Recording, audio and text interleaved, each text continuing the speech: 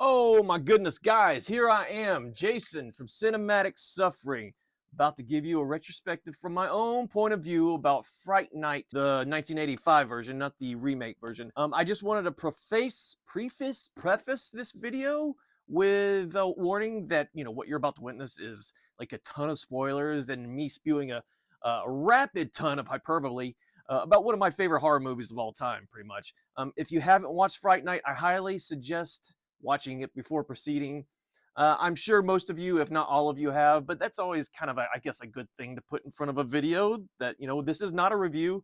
This is a retrospective. So take that as you will. Also, don't forget to drop a comment below and let me know your experience with this film and if it was or wasn't as scary for you as it was for me, because, I'm coming at it from a totally different perspective. I saw it as a kid and some things still haunt me today, and you'll know what that is coming up very soon. With that in mind, let's cue that intro.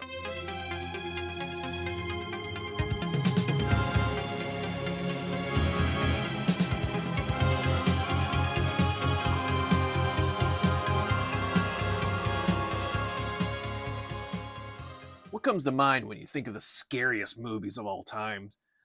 Popular responses tend to revolve around horror classics like The Exorcist, Halloween, The Shining, The Texas Chainsaw Massacre, and so on.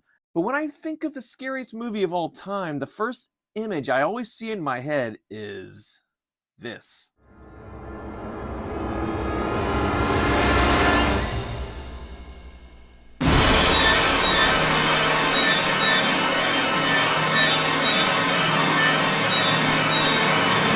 The scene was burned into my head as a kid. I mean, this is when Amanda Bierce's character, Amy, fully turns into a blood-sucking, evil as vampire from the 1985 horror film Fright Night. And this, fellow sufferers, is why I think Fright Night is one of the most frightening, scariest movies of all time. Let's go back in time a bit before we jump into the blood and guts of this classic. I grew up in the 80s, and I loved renting horror movies from the local video store. Most were duds, but some became rewatchable favorites like The Thing or Friday the 13th. My mom either had no clue as to the content I was watching, or she figured it was way too late to try and stop me and just rolled with it. Frankly, I think it was the latter because she technically was the one who inadvertently got me into horror movies, even if she wasn't a huge fan of them herself. I have vivid memories of her taking me to see The Terminator, as well as Poltergeist in the theater. I think afterwards she regretted it, but the damage was done. I was hooked on horror. Now, up to the point that Fright Night came out, I had already seen quite a number of the classics I had mentioned before. I was unfazed. I thought those movies were creepy and great, but none actually gave my small impressionable mind nightmares. That all changed when my mom thought it would be a good idea to head out to our local theater and check out Fright Night. Now, I had never heard of Fright Night. She described it from the trailer she saw as, oh, it's got monsters in it. Like that one movie you liked, Saturday the 14th. It gets bad on Friday the 13th, but it gets worse on Saturday the 14th. The Book of Evil! Guys, I know you remember Saturday the 14th, right? Yeah, Saturday the 14th, it's this campy, goofy monster flick from 1981. I mean, it wasn't scary, and though it tried, it wasn't particularly funny either. Just odd. But I went with it. I like going to the movies, so anytime my mom offered, I always went. And to this day, I can thank my mom for the reoccurring nightmares I still have of Amy's transformation. And I'm totally thankful for that. Early childhood trauma is underrated. First off, you don't have Fright Night without writer-director Tom Holland. I know it's hard to believe, but Tom is an actual vampire. Okay, you know what? F this joke. How many YouTubers does it take to do a Tom Holland versus Tom Holland comparison? Thousands! Look, it was funny the first few times a couple of content creators put out original Fright Night retrospectives, exactly like this one. But the rest of you, do better, guys. Be original for once. Alright, well, now back to my original Fright Night retrospective. Okay, listen, the real Tom Holland is infinitely cooler than that fake new one. Already a veteran of Hollywood, he had written classics like The Beast Within, Class of 1984, the incredibly underrated Psycho 2, and one of my favorite childhood films, Cloak and Dagger. Stop, I don't want to shoot you. I want to shoot you. He had built up quite a bit of capital with the studios that his next project would almost certainly be approved. So Columbia Pictures approached Holland about wanting to make a Hitchcock Rear Window homage.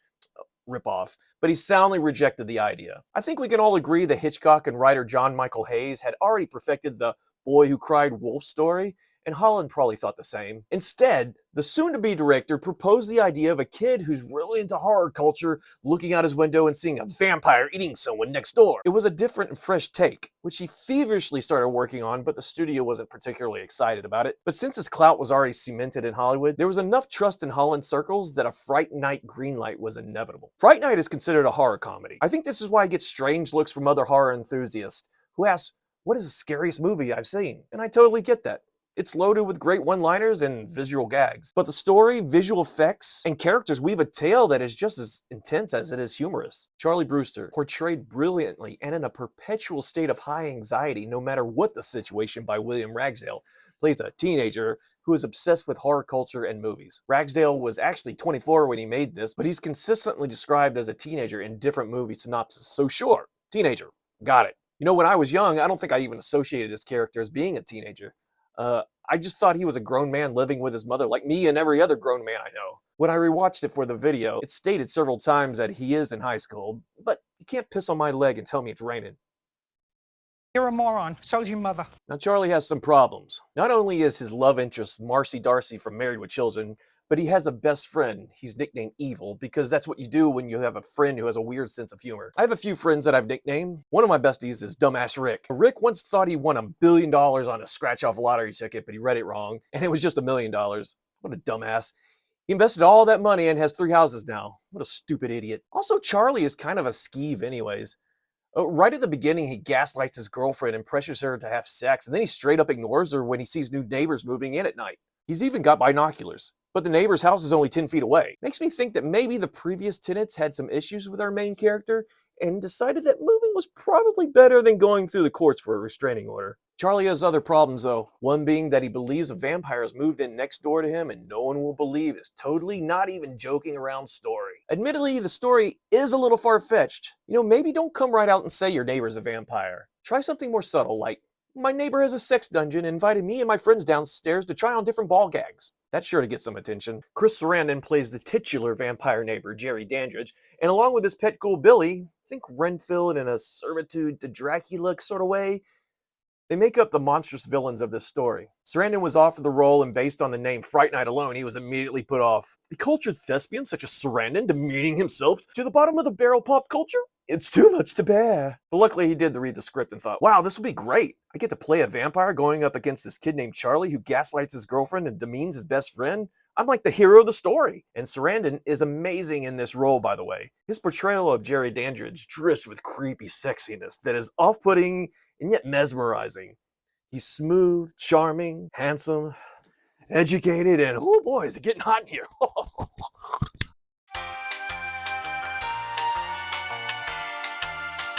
Sorry, got a little flustered there. Got so excited I knocked my mic off. But back to the retrospective. Anyway, when Charlie's mother invites Dandridge over and the characters meet, there's this oh shit moment. Both of them know each other's secrets. Charlie knows Dandridge is an otherworldly blood fiend, and Dandridge knows Charlie's a skeeve. It's an amazing moment, and I remember squirming in my seat in the theater thinking, is the monster going to win? How are they going to get out of this? Charlie's going to die. I remember asking my mom if she thought Charlie's but she just told me to shut my yap because Chris Sarandon was on screen and I was ruining the experience. When I confronted my mom years later about her rude comment to me, she said she did nothing like that and to stop making up stories. But, you know, I have it all up here, and I remember it exactly. Yet despite Dandridge's sultry, smooth-talking ways, he is pure menace. He's a person that you feel off about. Call it a sixth sense or whatever. I think most of us have had those encounters as kids and adults. Charlie's mom seems oblivious, but she was disconnected to everything her son did anyways. By the way, shout out to the beautiful Dorothy Fielding, who is great as Judy Brewster. But back to that feeling. Whether it's a stranger passing by on the street, or someone you know or knew, there's an energy there that makes your hair stand on end and a fight or flight mode kicks in. This person is dangerous. But you don't know how or why. It just is. Sarandon embodies this, and it pulsates through the screen from his performance. Now I'm jumping around here, I know, but I need to acknowledge Roddy McDowall's Peter Vincent. McDowall had previously been in Tom Holland's class in 1984, but his career spanned decades. I remember Roddy McDowall passing away in 1998 and being incredibly sad to hear the news. But then I thought, wait, what other things have I seen him in other than Class of 1984, Fright Night, and the first Planet of the Apes? Not much, apparently. His career is peppered with appearances in numerous low-budget movies, a few big ones, guest star roles in television shows, and quite a bit of voice acting in his later years. I remember watching Laser Blast on Mystery Science Theater 3000, and Roddy pops up briefly as a side character. I was pleasantly surprised, even if he didn't do that much in it, and the movie was overall pretty stupid. My sadness at his passing was his link to Fright Night, and that link to my childhood. Peter Vincent was a character I thoroughly enjoyed, and I always wish we had a local horror host on public access where I lived. Now, the TV persona of the fearless vampire hunter that we see at the opening is great. Peter raises his wooden stake and a hammer ready to strike at the heart of the vampire, but if you look closely, the stake is backwards. It's such a little thing, and I'm sure most people know about it, but it sets the tone for who Peter Vincent really is. An actor who is well recognized, and also one who probably never particularly cared for the scary and macabre. He was typecast, and other different roles never came. Horror became his paycheck, so he settled. He's a flawed, scared man who has a better character arc than the rest of the cast. Peter Vincent is a complex person, and McDowell captured all of the beauty and flaws to that perfection. Hey, can we get a Peter Vincent Netflix series, please? A humorous prequel where he stumbles around fighting real vampires but has no clue for one season, and then the next season will be after the first movie with some more fun adventures. And then season 3 will take place after Fright Night 2. Hey, streaming services, Netflix, Hulu, I have ideas, call me. Amanda Bierce plays Charlie's love interest, Amy. Now, I have mixed feelings about Bierce's performance, and I think she might have been slightly miscast, but I think my opinion is tainted a bit because in my head she'll always be Marcy from Married with Children. That was such an iconic role, and she played it so well that every time I go back and rewatch Fright Night, all I can see is this weird, shrill neighbor of Peg and Al Bundy. Bierce is a bit stiff, and I don't really buy the seduction scenes that much, but again, my opinion is probably pretty tainted. Also, what is the cutoff age for playing a teenager in movies in general? 30? Bierce was 27 in Fright Night.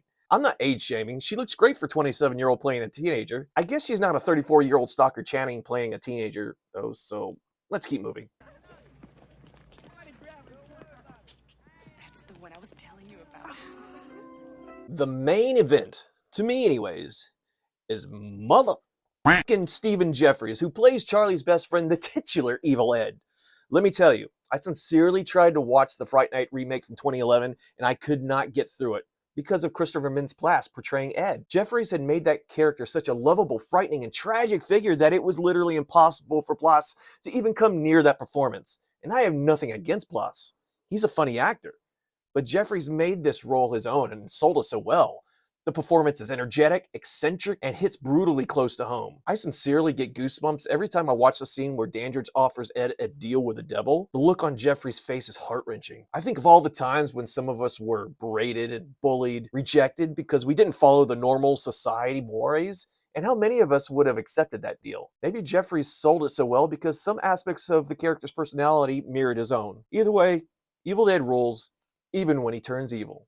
There are so many great and dynamic scenes between the actors, but without the amazing practical special effects, Fright Night would probably never be as revered as it is today. It is the piece de resistance. Makeup and visual effects were led by Richard Edlund and his effects company Boss Films. Edlund had helped found Industrial Light and Magic, worked on the original Star Wars trilogy, and just put the finishing touches on Ghostbusters when he came on to Fright Night. Along with visual effects artist Steve Johnson and Randall William Cook, they created some of the most frightening practical effects ever seen up until that point in time. It's true, I ran the numbers. And in Randall Cook's case, director Tom Holland asked if he could design something for Amy at the last minute, just for shits and giggles, I'm paraphrasing here, that would scare the shit out of people. With little time and no money, Cook made history with a cheap prosthetic that literally became the face of the movie. There were great practical effects houses in Hollywood at the time, but I swear I don't remember any of them coming up with the crazy shit Boss Films was doing. From turning the suave and sexy Jerry Dandridge into a dark vampiric overlord, to the incredibly distressing transformation of Evil Ed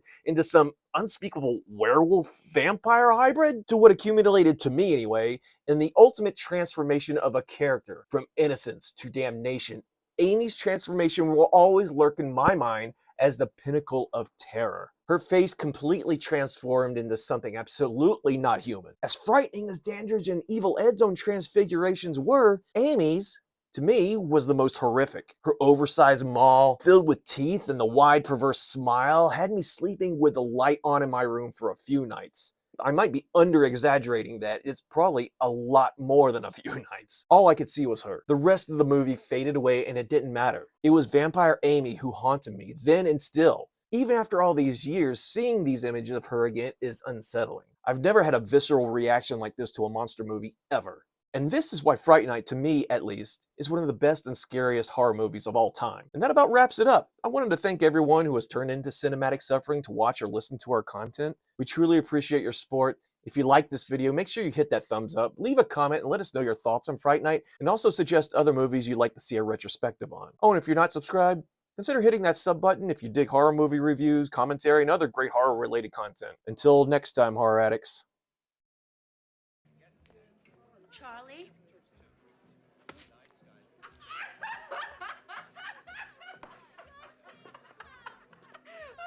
Oh, you're so cool, Brewster.